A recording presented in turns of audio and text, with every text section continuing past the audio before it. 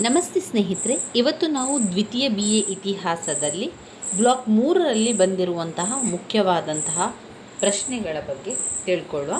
Block 3ರಲ್ಲಿ ನಾವು ಪುಟ ಸಂಖ್ಯೆ 157ರಲ್ಲಿದ್ದೇವೆ ನೋಡಿ. ಪುಟ ಸಂಖ್ಯೆ 157, ಘಟಕ 13 ಮರಾಠರ ಉದಯದಲ್ಲಿ ನಾವು ಯಾವುದನ್ನು ಕೂಡ ಓದ್ಕೊಳ್ಳಿಕ್ಕಿಲ್ಲ. ಇದಾದ ಮೇಲೆ ನಾವು ನೋಡಬೇಕಾಗಿರುವಂಥದ್ದು ಶಿವಾಜಿಯ ಸೈನಿಕ ಸಾಧನೆಯನ್ನು ನೋಡ್ಕೊಳ್ಬೇಕು. ಶಿವಾಜಿಯ ಸೈನಿಕ ಸಾಧನೆಯ ಬಗ್ಗೆ ನಾವು ಈಗಾಗಲೇ ಕಳೆದ ವಿಡಿಯೋದಲ್ಲಿ ತಿಳ್ಕೊಂಡಿದ್ದೇವೆ. ಇದರಲ್ಲಿ ಒಂದು ಸ್ವಲ್ಪ ವಿಚಾರವನ್ನು ತಿಳ್ಕೊಳ್ಳುವ. ಶಿವಾಜಿಯ ಸೈನಿಕ ಸಾಧನೆಗಳು ಅಂತ ಬಂದಾಗ ಶಿವಾಜಿ ಮತ್ತು ಬಿಜಾಪುರ ಸುಲ್ತಾನರ ಸಂಬಂಧಗಳು, ಶಿವಾಜಿ ಮತ್ತು ಬಿಜಾಪುರ ಸೇನಾಧಿಪತಿ ಅಫ್ಘಾನ್ ಖಾನ್ ಅವರ ಬಗ್ಗೆ ಸ್ವಲ್ಪ ಬರೆಕೊಳ್ಳುವಂಥದ್ದು. ಈ ರೀತಿಯಾಗಿ ಮಾಡಿ ಸೈನಿಕ ಸಾಧನೆಗಳು ಅಂತ ಬಂದಾಗ ಶಿವಾಜಿಯು ಸೈನಿಕ ಸಾಧನೆಗಳು ಅವನ ಸಾಹಸಮಯ ಹಾಗೂ ನೂತನ ರಾಜನೀತಿಗಳಿಗೆ ಸಾಕ್ಷಿಯಾಗಿದೆ. ಸ್ವತಂತ್ರ ಹಾಗೂ ಸ್ವರಾಜ್ಯವೊಂದನ್ನು ಕಟ್ಟಬೇಕೆಂಬ ಶಿವಾಜಿಯ ಕನಸು ಮರಾಠರ ಒಕ್ಕೂಟದ ಸ್ಥಾಪನೆಯೊಂದಿಗೆ ನನಸಾಯಿತು. ಶಿವಾಜಿಯ ಸಾರ್ವಜನಿಕ ಜೀವನವು 1640ರಲ್ಲಿಯೇ ಆತನ ತಂದೆಯ ಪುನಃ ಉತ್ತರಾಧಿಕಾರಿತ್ವದ ಲಭ್ಯತೆಯೊಂದಿಗೆ ಪ್ರಾರಂಭವಾಯಿತು. ಶಿವಾಜಿಯ ಗುರು ಹಾಗೂ ಮಾರ್ಗದರ್ಶಕನಾಗಿದ್ದ ದಾದಾಜಿ ಕೊಂಡದೇವನ ಪರಿಶ್ರಮಗಳು ಶಿವಾಜಿಯ ಯಶಸ್ಸಿನ ಮೆಟ್ಟಿಲುಗಳಾಗಿ ಮಾರ್ಪಟ್ಟವು.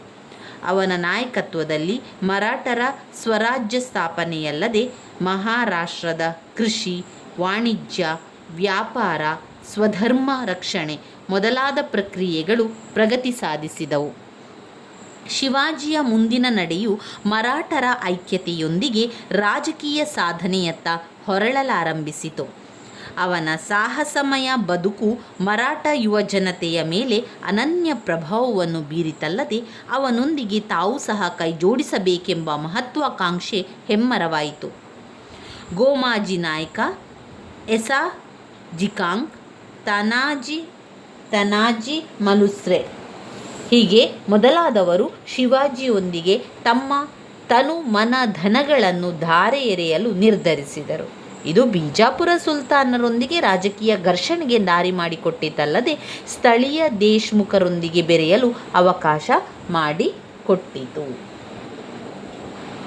ಶಿವಾಜಿ ಮತ್ತು ಬಿಜಾಪುರ ಸುಲ್ತಾನರ ಸಂಬಂಧಗಳನ್ನು ನಾವು ನೋಡಿದರೆ, ಇಲ್ಲಿ ಶಿವಾಜಿ ಮತ್ತು ಬಿಜಾಪುರ ಸುಲ್ತಾನರ ಸಂಬಂಧಗಳು ಭಾರತದ ಇತಿಹಾಸದಲ್ಲಿಯೇ ಪ್ರಮುಖ ರಾಜಕೀಯ ಸಂಘಟನೆಯೊಂದರ ಉದಯಕ್ಕೆ ಪ್ರೇರೇಪಣೆ ನೀಡಿತು. 1556ರಲ್ಲಿ ಜಾವಾಲಿಯನ್ನು ವಶಪಡಿಸಿಕೊಳ್ಳುವುದರ ಮೂಲಕ ಮರಾಠರು ತಮಗೆ ರಾಜಕೀಯ ಕೌಶಲ್ಯವನ್ನು ಕಲಿಸಿದ ಬಿಜಾಪುರ ಸುಲ್ತಾನತ್ವದೊಂದಿಗೆ ಸವಾಲಿಗೆ ನಿಂತರು. ಶಿವಾಜಿಯ ಯಶಸ್ವಿ ಸೈನಿಕ ಕಾರ್ಯಾಚರಣೆಗಳು ಹಾಗೂ ರಾಜ್ಯ ವಿಸ್ತರಣೆಯ ಚಟುವಟಿಕೆಗಳಿಂದ ಕೋಪಗೊಂಡ ಬಿಜಾಪುರದ ಸುಲ್ತಾನನು ತನ್ನ ಅಧಿಕಾರದಲ್ಲಿ ಸೇವೆ ಸಲ್ಲಿಸುತ್ತಿದ್ದ ಶಹಜಿಯನ್ನು ಬಂಧಿಸಿ ಸೆರೆಯಲ್ಲಿಟ್ಟಿದ್ದನು. ಇದರಿಂದ ಧೃತಿಗೆಟ್ಟ ಶಿವಾಜಿಯು ಕೆಲ ಕಾಲ ತನ್ನ ಸೈನಿಕ ಕಾರ್ಯಾಚರಣೆಗಳನ್ನು ಸ್ಥಗಿತಗೊಳಿಸಿ ಸೈನ್ಯದ ಸಾಮರ್ಥ್ಯವನ್ನು ಹೆಚ್ಚಿಸಿಕೊಂಡನು. ಮೊಘಲರು ದಕ್ಷಿಣ ಭಾರತದ ಮೇಲೆ ನಿರಂತರ ಆಕ್ರಮಣಗಳನ್ನು ನಡೆಸಿ ಬಿಜಾಪುರ, ಗೋಲ್ಕಂಡ, ಅಹಮದ್ನಗರ ಮುಂತಾದ ಶಾಹಿ ರಾಜ್ಯಗಳನ್ನು ದುರ್ಬಲಗೊಳಿಸಿದ ಸಂದರ್ಭದಲ್ಲಿ, ಅಂದರೆ 1649ರಿಂದ 1655ರ ನಡುವಣ ಕಾಲದಲ್ಲಿ ಮತ್ತೆ ರಾಜ್ಯ ವಿಸ್ತರಣೆಗೆ ಕೈ ಹಾಕಿದ ಶಿವಾಜಿಯು ಮೊದಲಿಗೆ ಜಾವಳಿಯನ್ನು, 1658ರಲ್ಲಿ ಕಲ್ಯಾಣವನ್ನು ಕೂಡ ಗೆದ್ದು ವಶಪಡಿಸಿಕೊಳ್ತಾನೆ. ಇದರಿಂದ ಎಂತಾಯಿತು?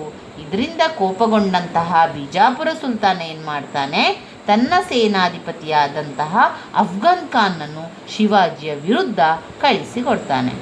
ಇದಾದ ಮೇಲೆ ನಮಗೆ ಕಾಣುವಂಥದ್ದು ಶಿವಾಜಿ ಮತ್ತು ಬಿಜಾಪುರ ಸೇನಾಧಿಪತಿ ಅಫ್ಘಾನ್ ಖಾನ್ನ ಬಗ್ಗೆ. 1649ರಿಂದ 1655ರಲ್ಲಿ ಶಿವಾಜಿಯು ಜಾವಳಿಯನ್ನು, 1658ರಲ್ಲಿ ಕಲ್ಯಾಣವನ್ನು ಗೆದ್ದು ವಶಪಡಿಸಿಕೊಂಡನು. ಶಿವಾಜಿಯ ರಾಜ್ಯ ಸ್ಥಾಪನೆ ಹಾಗೂ ಸೈನಿಕ ಕಾರ್ಯಾಚರಣೆಗಳು, ಲೂಟಿ ಮುಂತಾದ ಚಟುವಟಿಕೆಗಳಿಂದ ಕೋಪಗೊಂಡ ಬಿಜಾಪುರದ ಸುಲ್ತಾನನು ಶಿವಾಜಿಯ ತಂದೆ ಹಾಗೂ ತನ್ನ ಸೇವೆಯಲ್ಲಿದ್ದ ಶಹಜಿಯನ್ನು ಬಂಧಿಸಿ ಸೆರೆಯಲ್ಲಿಟ್ಟಿದ್ದನು. 1656ರಲ್ಲಿ ಶಿವಾಜಿಯನ್ನು ಶಿಕ್ಷಿಸಲು ನಿರ್ಧರಿಸಿದ ಬಿಜಾಪುರದ ಸುಲ್ತಾನನು ಅಫ್ಜಲ್ ಖಾನ್ ಎಂಬ ತನ್ನ ಪ್ರಮುಖ ದಳಪತಿಯನ್ನು ಕಳುಹಿಸಿದನು. ಅಫ್ಜಲ್ ಖಾನನು ಮರಾಠ ರಾಜ್ಯಕ್ಕೆ ಸೇರಿದ ಅನೇಕ ಪ್ರದೇಶಗಳನ್ನು ಮತ್ತು ಕೋಟೆ ಕೊತ್ತಲಗಳನ್ನು ಸಹ ಆಕ್ರಮಿಸಿಕೊಂಡು ಸಂಧಾನಕ್ಕಾಗಿ ಶಿವಾಜಿಯನ್ನು ಆಹ್ವಾನಿಸಿದನು.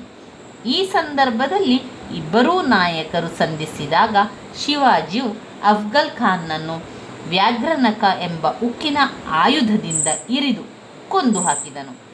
ಇಲ್ಲಿ ವಾಸ್ತವಿಕವಾಗಿ ನಾವು ನೋಡಿದರೆ ಅಫ್ಜಲ್ ಖಾನನೇ ಶಿವಾಜಿಯನ್ನು ಮೋಸದಿಂದ ವಧೆ ಮಾಡಿದ ಅಂತ ಹೇಳ್ಬೋದು, ಅಲ್ಲಿ ಯತ್ನಿಸಿದ ಅಂತ ಹೇಳ್ಬೋದು. ತನ್ನ ಆತ್ಮರಕ್ಷಣೆಗಾಗಿ ಶಿವಾಜಿಯು ಅಫ್ಜಲ್ ಖಾನನ್ನು ಸಂಹರಿಸಬೇಕಾಯಿತೆಂದು ಆಧಾರಗಳಿಂದ ತಿಳಿದು ಬರುತ್ತದೆ. ಮುಂದೇನಾಯಿತು? ಮುಂದೆ ಮರಾಠರ ಸೈನ್ಯವು ನಾಯಕನಿಲ್ಲದ ಬಿಜಾಪುರದ ಸೈನ್ಯವನ್ನು ಸೋಲಿಸಿ ಹಿಮ್ಮೆಟ್ಟಿಸಿದನಲ್ಲದೆ ಅಪಾರ ಪ್ರಮಾಣದ ಶಸ್ತ್ರಾಸ್ತ್ರಗಳನ್ನು ಕೂಡ ವಶಪಡಿಸಿಕೊಂಡಿತು.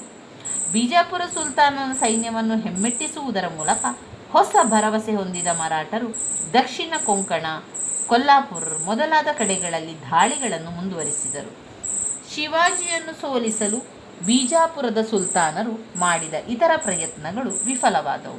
ಇದಕ್ಕೆ ಪ್ರತಿಯಾಗಿ ಮರಾಠರ ಸೈನ್ಯವು ಬಿಜಾಪುರ ರಾಜ್ಯದ ಅನೇಕ ಪ್ರದೇಶಗಳನ್ನು ಮುತ್ತಿಗೆ ಹಾಕಿ ಸಂಪತ್ತನ್ನು ಲೂಟಿ ಮಾಡುವುದರಲ್ಲಿ ಯಶಸ್ವಿಯಾದವು. ಇದು ಮುಂದೆ ಕಾಲಕ್ರಮದಲ್ಲಿ ಮೊಘಲ್ ಪ್ರದೇಶಗಳು ಮರಾಠರ ದಾಳಿಗಳಿಗೆ ತುತ್ತಾಗಲಾರಂಭಿಸಿದವು. ಇದರಿಂದ ಸಿಟ್ಟಿಗೆದ್ದ ಮೊಘಲ್ ದೊರೆ ಔರಂಗಜೇಬನು ಮರಾಠರ ವಿರುದ್ಧ ತೀವ್ರತರವಾದ ಕ್ರಮಗಳನ್ನು ಕೈಗೊಂಡು ಅದಕ್ಕಾಗಿ ತನ್ನ ಪ್ರಮುಖ ಸೇನಾಧಿಪತಿಗಳಾದ ಶೈಸ್ತಾ ಖಾನ್ ಮತ್ತು ರಾಜ ಜಯಸಿಂಗ್ನನ್ನು ಆಯೋಜಿಸಿದರು. ಶಿವಾಜಿ ಮತ್ತು ಮೊಘಲರ ಬಗ್ಗೆ, ಶಿವಾಜಿ ಮತ್ತು ಶೈಸ್ತಾ ಖಾನ್ ಅವರ ಬಗ್ಗೆ ಸ್ವಲ್ಪ ವಿಚಾರಗಳನ್ನು ನೀವು ತಿಳ್ಕೊಂಡ್ರೆ ಸಾಕು. ನಂತರ ಇದಾದ ನಂತರ ತುಂಬಾ ಮುಖ್ಯವಾಗಿರುವಂಥದ್ದು ಶಿವಾಜಿಯ ಆಡಳಿತ. ಶಿವಾಜಿಯ ಆಡಳಿತ ಬಗ್ಗೆ ನೀವು ಸರಿಯಾಗಿ ತಿಳ್ಕೊಳ್ಬೇಕು. ಅಷ್ಟಪ್ರಧಾನ ವ್ಯವಸ್ಥೆ ಇತ್ತು, ಕೇಂದ್ರ ಮತ್ತು ಪ್ರಾಂತ್ಯ ಸರಕಾರಗಳ ನಡುವಣ ಸಂಬಂಧಗಳಿತ್ತು, ಇನ್ನು ಪ್ರಾಂತ್ಯ ಸರಕಾರದ ಸ್ವರೂಪಗಳಿತ್ತು. ಇದೆಲ್ಲವೂ ಕೂಡ ಶಿವಾಜಿಯ ಆಡಳಿತದಲ್ಲಿ ನಾವು ಕಾಣ್ತಾ ಹೋಗ್ಬೋದಾಗಿದೆ. ಶಿವಾಜಿಯ ಮೊದಲಿಗೆ ನಾವು ಒಂದು ಸ್ವಲ್ಪ ಪರಿಚಯವನ್ನು ಕೂಡ ಮಾಡಿಕೊಳ್ಳ. ಪರಿಚಯ ಮಾಡುವುದರ ಮೂಲಕ ಶಿವಾಜಿಯ ಬಗ್ಗೆ ತಿಳ್ಕೊಳ್ಳ.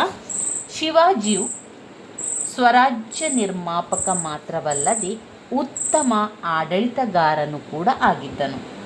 ಶಿವಾಜಿಯು ಯುದ್ಧ ಲೂಟಿ ಮೊದಲಾದವುಗಳಲ್ಲೇ ನಿರತರಾಗಿರುವ ಸುಭದ್ರವಾದ ಸರಕಾರವನ್ನು ಸ್ಥಾಪಿಸಿ ಪ್ರಜೆಗಳ ಕಲ್ಯಾಣಕ್ಕಾಗಿ ಸತತವಾಗಿ ದುಡಿದನು. ತನ್ನ ಆಳ್ವಿಕೆಯ ಅಲ್ಪಾವಧಿಯಲ್ಲಿಯೇ ಅವನು ಕ್ರಮಬದ್ಧ ದಕ್ಷ ಆಡಳಿತವನ್ನು ಏರ್ಪಡಿಸುವುದರಲ್ಲಿ ಯಶಸ್ವಿಯಾದನು. ಶಿವಾಜಿಯ ಈ ಸಾಧನೆಗಳಿಗಾಗಿಯೇ ಅವನನ್ನು ನೆಪೋಲಿಯನ್ನನಿಗೂ ಶೇರ್ಷಹನಿಗೂ ಹೋಲಿಸಲಾಗಿದೆ. ಉದಾರಿಯೂ ಧರ್ಮ ಸಹಿಷ್ಣುವೂ ಆಗಿದ್ದ ಶಿವಾಜಿ ಛತ್ರಪತಿಯು ತನ್ನ ಪ್ರಜೆಗಳ ಸುಖಕ್ಕಾಗಿ ಸದಾ ಶ್ರಮಿಸುತ್ತಿದ್ದನು.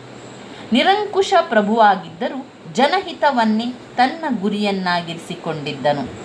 ಭಾರತೀಯ ಧರ್ಮ, ಸಂಸ್ಕೃತಿ, ಸಂಪ್ರದಾಯ, ಸಂಪತ್ತು ಮೊದಲಾದವುಗಳ ರಕ್ಷಣೆ ಮತ್ತು ಪೋಷಣೆಗಾಗಿ ಎಲ್ಲ ಧರ್ಮಗಳನ್ನು ಸಮಾನವಾಗಿ ಗೌರವಿಸುತ್ತಿದ್ದನು.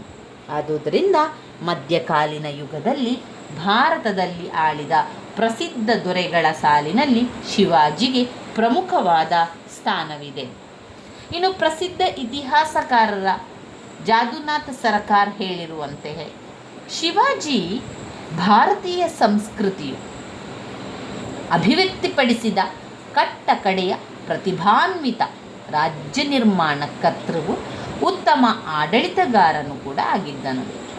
ಒಬ್ಬ ಸಾಮಾನ್ಯ ಮರಾಠ ಅಧಿಕಾರಿಯ ಮಗನಾಗಿ ಜನಿಸಿ ಮರಾಠರಲ್ಲಿ ಹೊಸ ಸ್ಫೂರ್ತಿಯನ್ನು ತುಂಬಿದನಲ್ಲದೆ ಮೊಘಲ್ ಸಾಮ್ರಾಜ್ಯವನ್ನು ಧಿಕ್ಕರಿಸುವಂತಹ ಸ್ವರಾಜ್ಯವನ್ನು ಕಟ್ಟಿದ ಕೀರ್ತಿ ಶಿವಾಜಿಗೆ ಸಲ್ಲುತ್ತದೆ. ಅವನು ಸ್ಥಾಪಿಸಿದ ಸ್ವರಾಜ್ಯವು ಮುಂದೆ 18ನೇ ಶತಮಾನದಲ್ಲಿ ಭಾರತದಲ್ಲಿ ಅತ್ಯಂತ ಪ್ರಮುಖ ರಾಜ್ಯವೆನಿಸಿಕೊಂಡು ಛತ್ರಪತಿ ಶಿವಾಜಿಯ ಸಾಧನೆಯನ್ನು ಸೂಚಿಸುತ್ತದೆ.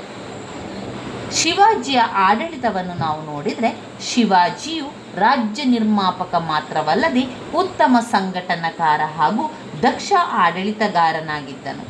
ಪ್ರಪ್ರಥಮ ಬಾರಿಗೆ ಸ್ವರಾಜ್ಯ ಕಲ್ಪನೆಯನ್ನು ಜಾರಿಗೆ ತರುವುದರ ಮೂಲಕ ಶಿವಾಜಿಯು ಭಾರತದ ರಾಜಕೀಯ ಇತಿಹಾಸದಲ್ಲಿ ಹೊಸ ಪರಿಕಲ್ಪನೆಯನ್ನು ಜಾರಿಗೆ ತಂದು ಅದನ್ನು ಕೇಂದ್ರ ಹಾಗೂ ಪ್ರಾಂತ್ಯಗಳಲ್ಲಿ ಯಶಸ್ವಿಯಾಗಿ ಅನುಷ್ಠಾನಗೊಳಿಸಿದನು. ಆದುದರಿಂದಲೇ ಮರಾಠರ ಐಕ್ಯತೆಯೊಂದಿಗೆ ಪ್ರಜಾಪಾಲಕನಾಗಿ ಅನೇಕ ಸುಧಾರಣಾ ಕ್ರಮಗಳನ್ನು ಜಾರಿಗೆ ತರುವಲ್ಲಿ ಯಶಸ್ವಿಯಾದನು.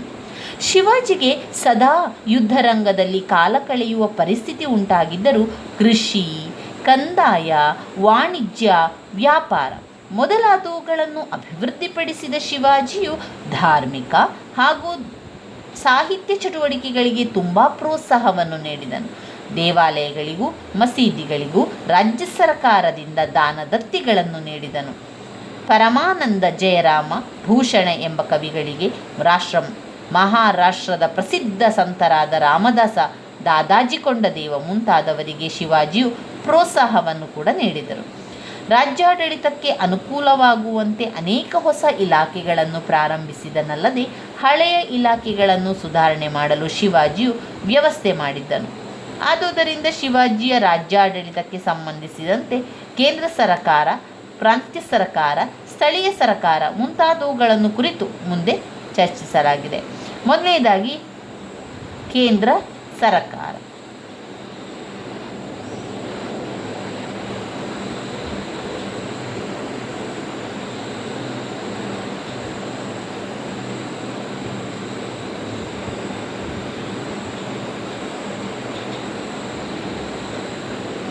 ಕೇಂದ್ರ ಸರ್ಕಾರದಲ್ಲಿ ನೋಡಿದರೆ ಶಿವಾಜಿಯು ಸ್ವರಾಜ್ಯ ಪರಿಕಲ್ಪನೆಯ ಆಡಳಿತ ಪದ್ಧತಿಯು ಅವನ ರಾಜಕೀಯ ಕೊಡುಗೆಗಳಲ್ಲಿ ಬಹು ಅಮೂಲ್ಯವಾದುದು. ಶಿವಾಜಿಯ ಕೇಂದ್ರ ಆಡಳಿತ ಪದ್ಧತಿಯು ಅಷ್ಟಪ್ರಧಾನ ವ್ಯವಸ್ಥೆ ಎಂದು ಹೆಸರನ್ನು ಪಡೆದಿತ್ತು. ರಾಜ್ಯದಲ್ಲಿನ ರಾಜ, ಯುವರಾಜ, ಅಷ್ಟಪ್ರಧಾನರ ಕೇಂದ್ರೀಯ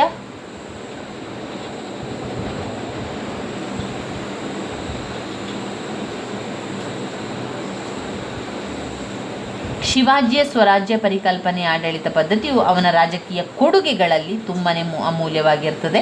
ಇಲ್ಲಿ ಶಿವಾಜಿಯು ಕೇಂದ್ರ ಆಡಳಿತ ಪದ್ಧತಿ ಅಷ್ಟಪ್ರಧಾನ ವ್ಯವಸ್ಥೆ ಎಂದು ಹೆಸರು ಪಡೆದಿತ್ತು. ರಾಜಧಾನಿಯಲ್ಲಿ ರಾಜ, ಯುವರಾಜ, ಅಷ್ಟಪ್ರಧಾನ ಮುಂತಾದವರ ನೇತೃತ್ವದಲ್ಲಿ ಕೇಂದ್ರೀಯ ಆಡಳಿತಾತ್ಮಕ ನೀತಿ ನಿಯಮಗಳು ರಚಿಸಲ್ಪಡುತ್ತಿದ್ದವು. ಕೇಂದ್ರ ಸರಕಾರಗಳಲ್ಲಿ ಪೇಶ್ವೆ, ಮಂತ್ರಿ, ಸಚಿವ, ಅಮಾತ್ಯ, ನ್ಯಾಯಾಧೀಶ, ಸೇನಾಪತಿ, ಪಂಡಿತ್ ರಾವ್, ಸಾಮಂತ ಎಂಬ 8 ಮಂದಿ ಮಂತ್ರಿಗಳಿರುತ್ತಿದ್ದರು. ಅಷ್ಟಪ್ರಧಾನ ವ್ಯವಸ್ಥೆ ಅಂದರೆ ಏನು? ಅಷ್ಟಪ್ರಧಾನ ವ್ಯವಸ್ಥೆ ಎನ್ನುವಂಥದ್ದು, ಅಷ್ಟಪ್ರಧಾನ ವ್ಯವಸ್ಥೆಯು ಮರಾಠರ ವ್ಯವಸ್ಥೆಯ ಬುನಾದಿಯಾಗಿತ್ತು. ಶಿವಾಜಿಯು ತನ್ನ ಸ್ವರಾಜ್ಯ ಸ್ಥಾಪನೆಯ ಉದ್ದೇಶದ ಯಶಸ್ವಿಗಾಗಿ ಜಾರಿಗೆ ತಂದ ಈ ಪದ್ಧತಿಯು ಮುಂದೆ ಮರಾಠರ ಆಡಳಿತದಲ್ಲಿ ಪ್ರಮುಖ ರಾಜಕೀಯ ನೀತಿಯಾಗಿ ಮುಂದುವರಿಯಿತು. ನಾವು ಅಷ್ಟಪ್ರಧಾನ ವ್ಯವಸ್ಥೆಯನ್ನು ನೋಡ್ಕೊಳ್ತಾ ಹೋಗುವ. ಅಷ್ಟಪ್ರಧಾನ ವ್ಯವಸ್ಥೆಯು ಮರಾಠ ವ್ಯವಸ್ಥೆಯ ಬುನಾದಿಯಾಗಿತ್ತು. ಶಿವಾಜಿಯು ತನ್ನ ಸ್ವರಾಜ್ಯ ಸ್ಥಾಪನೆಯ ಉದ್ದೇಶದ ಯಶಸ್ವಿಗಾಗಿ ಇದನ್ನು ಮಾಡಿದ್ದು. ಒಂದು ಪೇಶ್ವೆ. ಮೊದಲನೇದಾಗಿ ಪೇಶ್ವೆ. ಅಷ್ಟಪ್ರಧಾನ ವ್ಯವಸ್ಥೆಯನ್ನು ಪ್ರತ್ಯೇಕವಾಗಿ ಪ್ರಶ್ನೆಯನ್ನು ಕೇಳ್ತಾರೆ ಸ್ನೇಹಿತರೆ, 10 ಅಂಕದ ಪ್ರಶ್ನೆಯಾಗಿ ಕೇಳುವಂಥ ಪ್ರಶ್ನೆ. ಮೊದಲನೇದಾಗಿ ಪೇಶ್ವೆ ಅಥವಾ ಪ್ರಧಾನಮಂತ್ರಿ. ಸಾಮಾನ್ಯ ಆಡಳಿತದ ಮೇಲ್ವಿಚಾರಣೆಯನ್ನು ನೋಡಿಕೊಳ್ಳುತ್ತಿದ್ದುದು ಪೇಶ್ವೆ. ರಾಜನ ಅನುಪಸ್ಥಿತಿಯಲ್ಲಿ ಕೇಂದ್ರ ಸರ್ಕಾರದ ಜವಾಬ್ದಾರಿಗಳನ್ನು ನಿರ್ವಹಿಸುವುದರೊಂದಿಗೆ ಇನ್ನುಳಿದ ಇತರ ಎಲ್ಲ ಇಲಾಖೆಗಳ ಉಸ್ತುವಾರಿಯು ಪೇಶ್ವೆಗೆ ಸೇರಿತ್ತು. ಇನ್ನು ಮಂತ್ರಿಯು ದೊರೆಯ ಆಪ್ತ ಕಾರ್ಯದರ್ಶಿಯಾಗಿದ್ದನು. ರಾಜನ ಪ್ರಯಾಣ, ದೇಶ ಸಂಚಾರ, ನೀತಿ ನಿಯಮಗಳ ರಚನೆ ಮುಂತಾದವುಗಳನ್ನು ನಿರ್ವಹಿಸುವುದರೊಂದಿಗೆ ರಾಜನ ಖಾಸಗಿ ಜೀವನ ಹಾಗೂ ಆಸ್ಥಾನ ನಿರ್ವಹಣೆ ಇವನ ಕರ್ತವ್ಯಗಳಾಗಿದ್ದವು. 3. ಅಮಾತ್ಯನು ಆರ್ಥಿಕ ಸಚಿವನಾಗಿದ್ದನು. ಕಂದಾಯ ವಸೂಲಿ ಹಾಗೂ ಹಣಕಾಸು ನಿರ್ವಹಣೆ ಇವನ ಜವಾಬ್ದಾರಿಯಾಗಿತ್ತು. ತೆರಿಗೆ ವಸೂಲಿ, ಹೊಸ ಕಂದಾಯ ನಿರ್ಧಾರ, ಗಣಿ, ವ್ಯಾಪಾರ, ವಾಣಿಜ್ಯ ಮೊದಲಾದವುಗಳನ್ನು ಸಹ ಸೂಕ್ತವಾಗಿ ನಿರ್ವಹಿಸಬೇಕಾಗಿತ್ತು. ಇನ್ನು ಸಾಮಂತನು ವಿದೇಶಾಂಗ ವ್ಯವಹಾರವನ್ನು ನೋಡಿಕೊಳ್ಳುತ್ತಿದ್ದನು. ನೆರೆಹೊರೆಯ ರಾಜ್ಯಗಳೊಡನೆ ಬಾಂಧವ್ಯವನ್ನು ಬೆಸೆಯುವುದರೊಂದಿಗೆ ಯುದ್ಧ ಘೋಷಣೆ, ರಾಯಭಾರ ಸ್ವೀಕಾರ, ಗೂಢಾಚಾರ ವ್ಯವಸ್ಥೆ ಮುಂತಾದವುಗಳನ್ನು ಪರಿಶೀಲಿಸಬೇಕಾಗಿತ್ತು. 5ನೆಯ ಪಾಯಿಂಟ್, ಸೇನಾಪತಿ ಸೈನ್ಯದ ಉನ್ನತ ದಳಪತಿಯಾಗಿದ್ದನು. ಸೇನಾಪತಿ, ಸೈನ್ಯದ ಉನ್ನತ ದಳಪತಿಯಾಗಿದ್ದನು. ಶಿವಾಜಿಯು ತನ್ನ ಸೈನ್ಯ ಸಂಘಟನೆಗೆ ಹೆಚ್ಚಿನ ಆದ್ಯತೆ ನೀಡಿದ್ದುದರಿಂದ ರಾಜನ ನೇರ ಆಡಳಿತಕ್ಕೆ ಈ ಇಲಾಖೆಯು ಒಳಪಟ್ಟಿತ್ತು. ಸಚಿವನು ರಾಜನ ಪತ್ರ ವ್ಯವಹಾರಗಳ ಮೇಲ್ವಿಚಾರಣೆಯನ್ನು ಮಾಡುತ್ತಿದ್ದನು. ಕೇಂದ್ರ ಮತ್ತು ಪ್ರಾಂತ್ಯ ಸರಕಾರಗಳ ಸಂಬಂಧ, ಆಡಳಿತ ನಿರ್ವಹಣೆ ಈ ಇಲಾಖೆಯ ಮುಖ್ಯ ಕರ್ತವ್ಯಗಳಾಗಿದ್ದವು. ಇನ್ನು ಪಾಯಿಂಟ್ 7ರಲ್ಲಿ ಪಂಡಿತ್ ರಾವ್ ಧಾರ್ಮಿಕ ವ್ಯವಹಾರಗಳನ್ನು, ದೇವಾಲಯ ನಿರ್ವಹಣೆ, ದಾನ ಧರ್ಮ ಮುಂತಾದ ಕರ್ತವ್ಯಗಳನ್ನು ನಿರ್ವಹಿಸಬೇಕಾಗಿತ್ತು. ಇನ್ನು ನ್ಯಾಯಾಧೀಶ ನ್ಯಾಯ ನಿರ್ವಹಣೆಯನ್ನು ನೋಡಿಕೊಳ್ಳುತ್ತಿದ್ದನು. ಕೇಂದ್ರ ಮತ್ತು ಪ್ರಾಂತ್ಯ ಸರಕಾರಗಳಲ್ಲಿ ನ್ಯಾಯಾಂಗ ವ್ಯವಸ್ಥೆಯನ್ನು ಕಲ್ಪಿಸುವುದರ ಜೊತೆಗೆ ಸಿವಿಲ್ ಮತ್ತು ಕ್ರಿಮಿನಲ್ ಮೊಕದ್ದಮೆಗಳನ್ನು ಪರಿಶೀಲಿಸಿ ರಾಜನಿಗೆ ಸಹಕರಿಸಬೇಕಾಗಿತ್ತು. ರಾಜನು ಆಡಳಿತ ಪದ್ಧತಿಯ ಕೇಂದ್ರಬಿಂದುವಾಗಿದ್ದು ಮಂತ್ರಿಗಳನ್ನು ತನಗೆ ಇಷ್ಟ ಬಂದಷ್ಟು ಕಾಲ ನೇಮಿಸಿಕೊಳ್ಳುತ್ತಿದ್ದರು. ಆಡಳಿತವು ದೊರೆಯ ವೈಯಕ್ತಿಕ ಸಾಮರ್ಥ್ಯವನ್ನವಲಂಬಿಸಿತು. ಮಂತ್ರಿಗಳು ರಾಜನಿಗೆ ಸಲಹೆ ನೀಡುತ್ತಿದ್ದರಲ್ಲದೆ ಅವನ ಆಜ್ಞೆಯನ್ನು ಪಾಲಿಸುತ್ತಿದ್ದರು. ಪಂಡಿತ್ ರಾವ್ ಮತ್ತು ನ್ಯಾಯಾಧೀಶ ಇವರಿಬ್ಬರನ್ನು ಬಿಟ್ಟು ಉಳಿದವರು ಆಡಳಿತದಲ್ಲಿ ಮಾತ್ರವಲ್ಲದೆ ಯುದ್ಧದಲ್ಲಿಯೂ ಭಾಗವಹಿಸಬೇಕಾಗಿತ್ತು. ಇನ್ನು ಕೇಂದ್ರ ಮತ್ತು ಪ್ರಾಂತ್ಯ ಸರಕಾರಗಳ ನಡುವಿನ ಸಂಬಂಧ. ಇಲ್ಲಿ ಕೇಂದ್ರ ಮತ್ತು ಪ್ರಾಂತ್ಯ ನಡುವಿನ ಸಂಬಂಧ, ಅದರಲ್ಲಿ ಶಿವಾಜಿಯು ಪ್ರಾಂತ್ಯ ಸರಕಾರಗಳೊಡನೆ ಸೌಹಾರ್ದ ಬಾಂಧವ್ಯವನ್ನು ಹೊಂದಿದ್ದರು. ಪ್ರಾಂತ್ಯಗಳು ಸ್ವಾಯತ್ತ ಆಡಳಿತಾತ್ಮಕ ಸ್ವರೂಪವನ್ನು ಹೊಂದಿದೆ. ಕೇಂದ್ರ ಸರ್ಕಾರದ ಮಾದರಿಯಲ್ಲಿ ಆಡಳಿತಾತ್ಮಕ ಕರ್ತವ್ಯ ಅಧಿಕಾರಿಗಳನ್ನು ಹೊಂದಿದ್ದವು. ಮರಾಠ ರಾಜ್ಯವನ್ನು ಸ್ವರಾಜ್ಯ ಎಂಬುದಾಗಿ ಕರೆಯಲ್ಪಡುತ್ತಿದ್ದವು.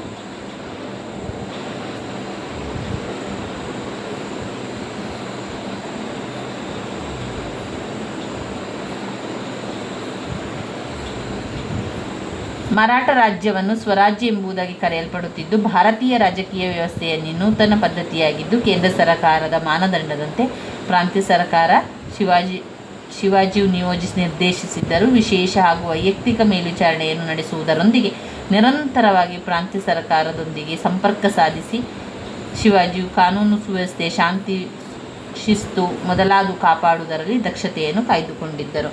ಇನ್ನು ಪ್ರಾಂತ್ಯ ಸರ್ಕಾರದ ಸ್ವಭಾವ. ಉತ್ತಮ ಆಡಳಿತಾತ್ಮಕ ವ್ಯವಸ್ಥೆಗಾಗಿ ಮರಾಠ ರಾಜ್ಯವು ಆಡಳಿತದ ಅನುಕೂಲಕ್ಕಾಗಿ ಪ್ರಾಂತ್ಯಗಳಾಗಿ ವಿಂಗಡಿಸಲ್ಪಟ್ಟಿತ್ತು. ಪ್ರಾಂತ್ಯಗಳನ್ನು ಘರಾಣ,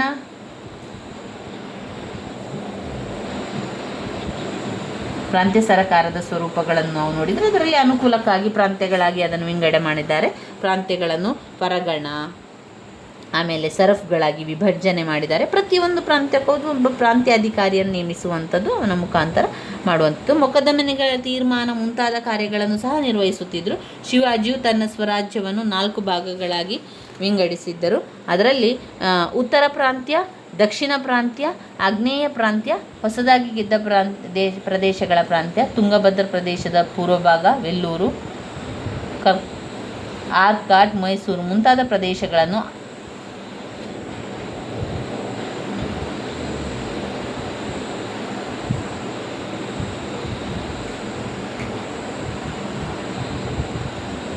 ಆಮೇಲೆ ಕಂದಾಯ ಆಡಳಿತ ಅದೆಲ್ಲ. ಇನ್ನು ಬರುವಂಥದ್ದು ಘಟಕ 16.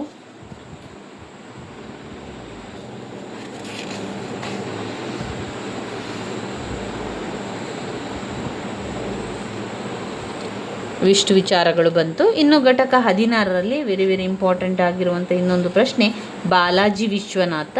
ಬಾಲಾಜಿ ವಿಶ್ವನಾಥನವರ ಸಾಧನೆಗಳು ತುಂಬಾ ಇದೆ. ಅವರು ಯಾವ ರೀತಿ ಮರಾಠ ಸಾಮ್ರಾಜ್ಯಕ್ಕೆ ತಳಪಾಯರಾದರು, ಹಾಗೆ ಅದರ ಒಕ್ಕೂಟ, ವ್ಯಕ್ತಿತ್ವದ ಬಗ್ಗೆ ಎಲ್ಲವನ್ನು ಕೂಡ ನಾವು ಮುಂದಿನ ವಿಡಿಯೋದಲ್ಲಿ ತಿಳ್ಕೊಳ್ಳೋ ಸ್ನೇಹಿತರೆ. ಬಾಲಾಜಿ ವಿಶ್ವನಾಥರ ಬಗ್ಗೆ ಮುಂದಿನ ವಿಡಿಯೋದಲ್ಲಿ ತಿಳ್ಕೊಳ್ಳುವ. ಇಲ್ಲಿ ಮೊಘಲರೊಡನೆ ಬಾಲಾಜಿ ವಿಶ್ವನಾಥನ ಸಂಬಂಧಗಳನ್ನು ಬರಿಬೇಕು, ಹಾಗೆ ಅವರ ಸಾಧನೆಗಳನ್ನು ಕೂಡ ಬರಿಬೇಕಾಗ್ತದೆ. ಆಮೇಲೆ ಬರುವಂಥದ್ದು ಬಾಲಾಜಿ ಬಾಜಿರಾಯ್.